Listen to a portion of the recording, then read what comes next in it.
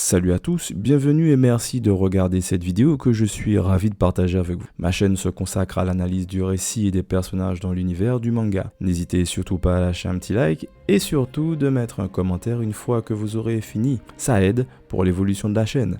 Alors n'hésitez pas, commentez et gardez en tête que One Piece en l'occurrence est une fiction qui existe pour divertir ou au mieux nous inspirer. Alors, bon visionnage.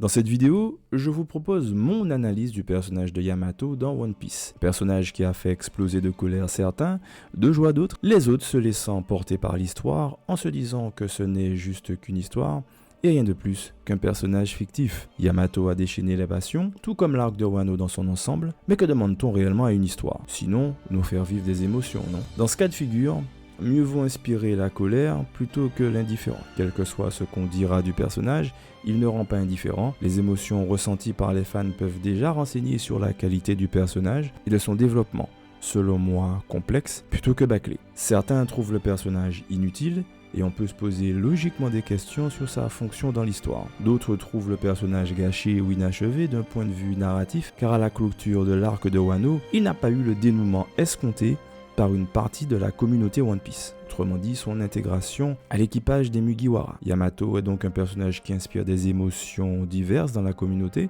un personnage qui est très caractérisé d'un point de vue physique, abordable psychologiquement à première vue, mais qui est compris différemment par l'ensemble des lecteurs du manga. Pour moi, ce personnage a tout l'air d'un épouvantail d'apparence, mais est un personnage élaboré en réalité, dont la fonction dans l'histoire est révélée mais noyé sous une caractérisation forte et un caractère probablement aliéné. Alors Yamato est-elle un personnage complètement éclaté ou alors un rouage permettant de mieux comprendre des thématiques et d'autres personnages de l'œuvre?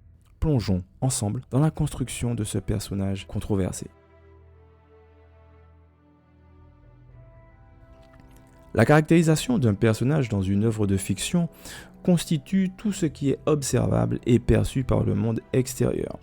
Pour le coup, le personnage que nous montre l'auteur la première fois où il apparaît dans le manga est pour le moins énigmatique. Grand, mince, armé d'un kanabo, habillé d'un keikogi blanc à manches longues en haut, d'un hakama rouge en bas, d'un masque de oni, des menottes à ses poignets, mais aussi des cornes sur sa tête. Il se décrit comme le fils de Kaido, mais apparaît un peu plus tard sous les traits d'une fille à forte poitrine, ce qui ne manque pas d'étonner Luffy.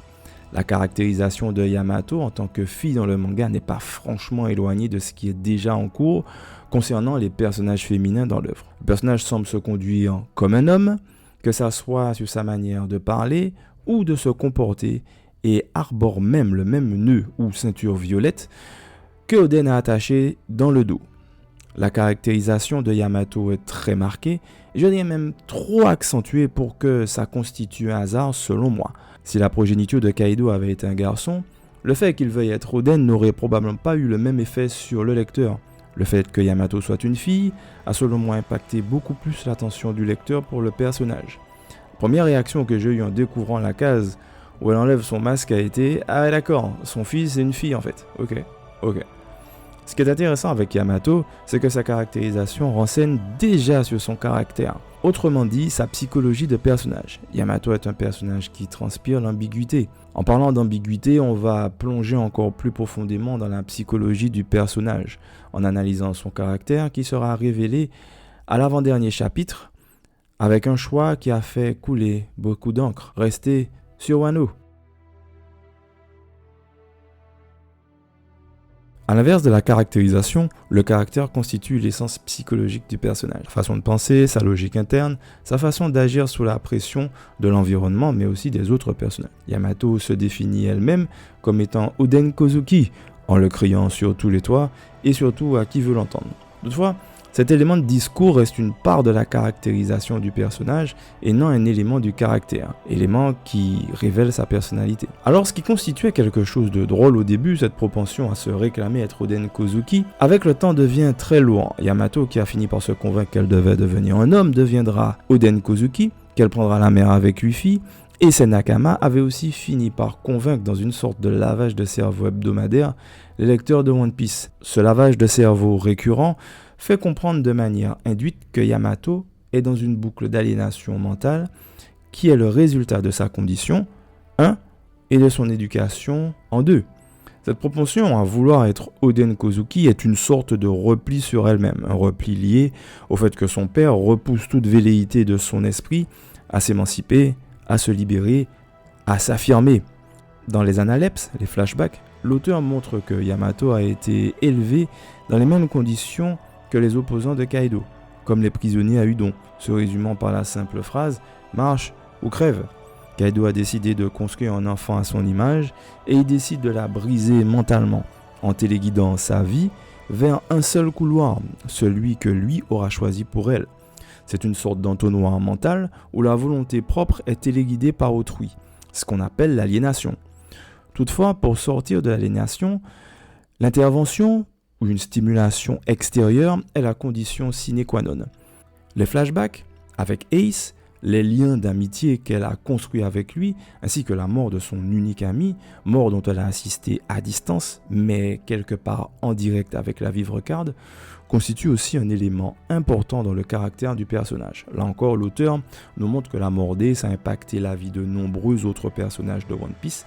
Yamato est un personnage qui est donc forgé par une éducation dure venant de son père Kaido, qui ne respecte en réalité que la force. Un personnage qui ne fait pas de différence femme-homme, mais Yamato est aussi inspiré par Oden Kozuki qui, à ses yeux, est le héros ultime de Wano, qui a combattu, blessé, mais surtout défié et continue de hanter son père Kaido. Yamato est aussi un personnage bloqué entre aliénation et émancipation, bloqué entre une volonté imposée par son père d'une part et une autre inspirée par son héros Oden Kozuki. Yamato passe pour un personnage sans caractère propre, mais qui reste dans l'une des thématiques principales de One Piece, la volonté d'être libre, la liberté de choisir son destin. Garp a voulu faire de Luffy un marine, il est devenu un pirate. Le père de Sabo voulait faire de lui un noble à la botte du gouvernement mondial, il est devenu un révolutionnaire. Kaido voulait faire de sa fille son successeur, elle est devenue l'héritière de la volonté d'Oden Kozuki. Oden voulait ouvrir Wano, Momonosuke a gardé les portes de Wano fermées. En résumé, ton destin, c'est celui que tu choisis en âme et conscience. Les choix que tu fais révèlent ton caractère. Yamato a un caractère ambigu, cohérent avec son histoire personnelle, mais aussi avec la thématique traitée globalement dans One Piece. Et même si, comme j'ai pu l'entendre, Yamato semble être une waifu avec des boobs, il ne faut pas réduire sa fonction dans l'histoire à son aspect extérieur, dégoulinant de caractérisation forcée, juste à servir de pseudo-épouvantail à corbeau.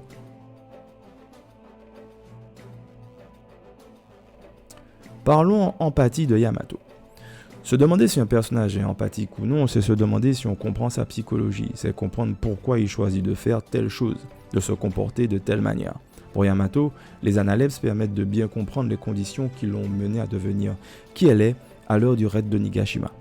Oda traite l'empathie de ses personnages en leur donnant des flashbacks plus ou moins fournis en fonction de l'épaisseur qu'ils auront dans la suite de l'histoire, mais aussi en mettant l'accent sur des interactions qui montrent des choses, plus qu'elles n'en disent. Les personnages sont amenés à faire des choix qui en disent long sur eux. Oda est friand du milking. Le milking, c'est l'économie narrative qui consiste à recycler au maximum les lieux, les ambiances, les éléments, les concepts, mais aussi les personnages pour donner de la densité à la psychologie de ces derniers.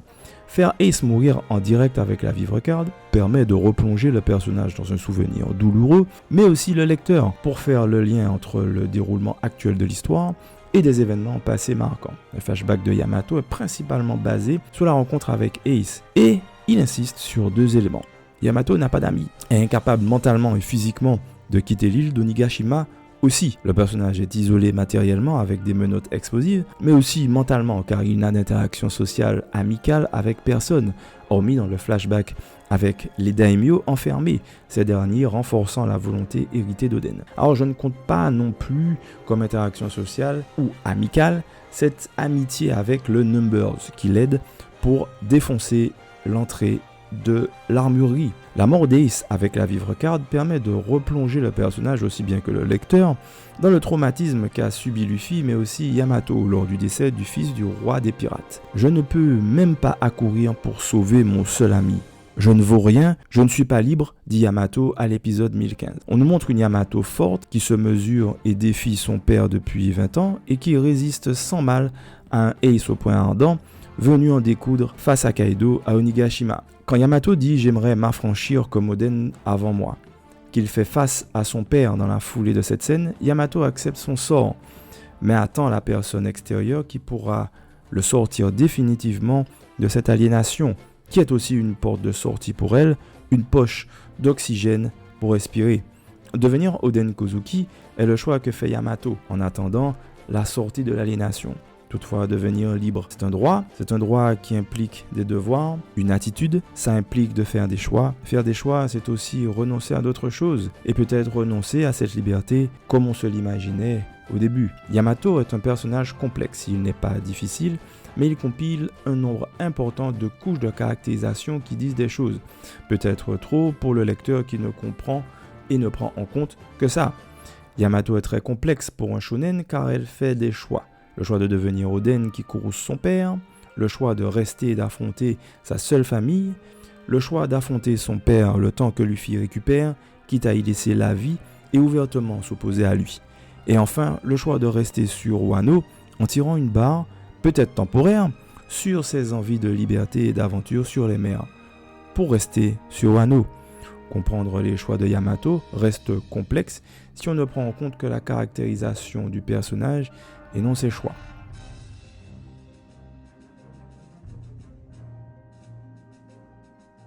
Au final, la fonction de Yamato, en gros, à quoi elle sert dans le récit? Yamato est comme son fruit nous renseigne, le gardien de Wano. Gardien de Wano comme Oden aurait dû l'être. Si Oden n'avait pas quitté Wano Kuni et était devenu le shogun, le pays n'aurait probablement pas connu ses 20 ans de misère. Mais avec des si, on peut refaire l'histoire. Ce qui compte, ce sont les choix. Et si Oden n'avait pas quitté Wano, Momo et Iori n'auraient peut-être jamais vu le jour et ils n'auraient jamais rencontré Toki. Une histoire, ce sont des problèmes et des épreuves. Ce sont des choix qu'on fait, des choix qu'on doit assumer, des choix qui montrent et reflètent qui nous sommes. Oden pouvait se débarrasser de Kaido, mais a choisi de protéger son pays en se sacrifiant pour lui. Et même si ça n'a pas eu l'effet escompté, on retiendra le choix du personnage, reflétant son caractère. Le Oden est fait pour bouillir. Yamato est un personnage ambigu, c'est un personnage qui ne laisse pas indifférent le lecteur. On l'aime, on est triste car son histoire s'arrête pour le moment, on le déteste car il ne choisit pas ce que l'on voulait qu'il choisisse. L'ambiguïté du personnage, son aliénation lourde et forcée, n'avait pour objectif selon moi que de focaliser l'attention du lecteur sur son choix final, le but étant de porter l'attention des fans sur le différentiel entre la volonté consciente du personnage, l'envie de liberté et d'aventure, et la volonté inconsciente, protéger ses amis. L'auteur voulait probablement créer une épiphanie chez le lecteur en poussant le personnage à sacrifier ses rêves au bénéfice du choix lourd de conséquences. En cas d'absence, protéger ses amis de Wano des menaces extérieures qui viendraient assurément sans la présence de Kaido. L'auteur met en parallèle le fait de n'avoir rien pu faire à la mort d'Ace et le choix de pouvoir sauver ses amis s'ils étaient en danger dans l'avenir. Sur une île de Wano, je le rappelle libéré de Kaido, mais menacé par le GM, mis en évidence par l'attaque de Ryokugyu. En faisant ce choix, une personne est morte. Yamato qui voulait rejoindre les Mugiwara. Mais une personne a survécu, celle qui ne veut plus avoir à perdre ses amis, car elle est trop loin pour les sauver. Pour finir, si je devais donner un archétype à Yamato, ce serait celui du gardien trickster, un mélange entre un gardien puissant et un bouffon un peu fou. Merci de m'avoir écouté, n'hésitez pas à vous abonner, à cliquer sur j'aime et à me donner vos commentaires.